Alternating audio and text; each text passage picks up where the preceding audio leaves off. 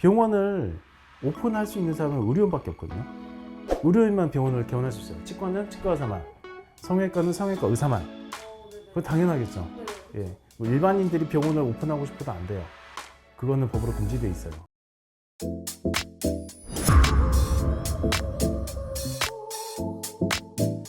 안녕하세요. 리셋치과 원장 나인채입니다.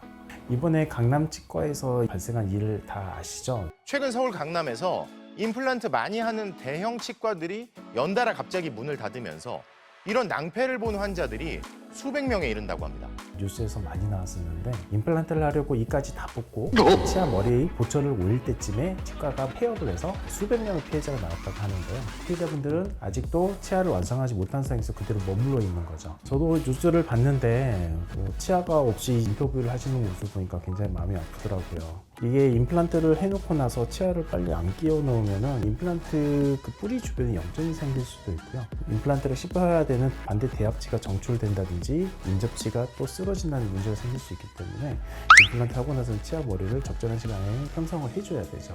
왜 이 사건이 문제가 될까요?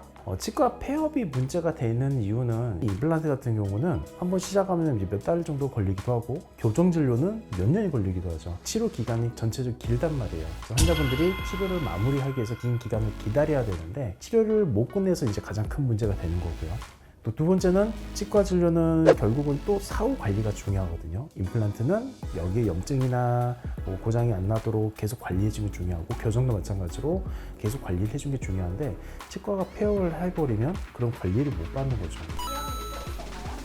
있었죠. 예전에 강남에서 주로 많이 발생하는 것 같은데 라미네이트 위주로 하던 병원이 이제 갑자기 문을 닫아가지고 전부 다 이제 거기서 소송을 건 적도 있었고 교정 쪽과 문을 닫은 적도 있었고 과잉 진료 하다가 선납 다 받아가지고 갑자기 원장이 또 없어져서 이렇게 환자분들이 그 집단 소송하는 일도 있었고 이런 문제가 꽤 많았습니다. 폐업을 하고 거기서 치과가 보상해줘야 될 일이 있을까요? 당연히 보상을 받으셔야 되겠죠. 근데 이제 보상 받는 절차가 꽤 복잡하기 때문에 그게 쉽지는 않은 것 같아요. 이런 일을 안 당하는 방법을 우리가 정확히 알아야 되겠죠. 오늘은 제가 이런 면에 대해서 알려드려 볼 테니까 알아두면 좋을 것 같습니다. 일단 뭐 지나치게 낮은 비용으로 환자를 계속 끌어모으는 병원 같은 경우는 쉽게 문을 닫을 가능성이 높아요. 병원을 유지하기 위해서는 어쩔 수 없는 경비가 들어가는데 의사들 월급, 직원들 월급, 월세, 뭐 재료비 해서 여러 가지 경비가 들어가는데 이거를 지나치게 낮은 비용으로 유지하려면 결국은 과잉 진료라든지 또 선납을 끌어모으는 그런 방법을 쓸 수밖에 없단 말이에요. 많이 끌어모았을 때 이걸 결국은 처치를 못하면은 파산이라든지 병원 폐업의 길을 갈 수가 있는데 피해는 완전히 환자분들이 보는 거죠. 그래서 지나치게 낮은 비용으로 환자를 끌어모으는 병원은 피하시는 게 좋고요. 또 두 번째로는 치과가 너무 자주 바뀌는 것, 원장이 너무 자주 바뀐다든지 이름이 자주 바뀌는 곳은 피하는 게 좋습니다. 왜냐하면 원장이 자주 그만큼 바뀌거나 치과 주인이 바뀐다는 거는 그만큼 도망간다고 해야 될까요? 그런 일이 있을 수 있기 때문에 그런 곳은 좀 피하는 게 좋겠죠. 세 번째로는 제일 위험한 병원이 주인이 없는 병원이 제일 위험해요. 치과 주인이 원장이 아니라 사무장병원이라고 그래서 다른 자본가가 돈을 투자를 해서 원장을 사서 너는 진료해라 이렇게 하는 경우가 제일 위험해요. 자기가 고용된 의사잖아요. 하다가 자기는 싫으면 도망가 버린단 말이에요. 자기 책임이 없으니까. 그런 병원이 제일 위험하긴 하죠.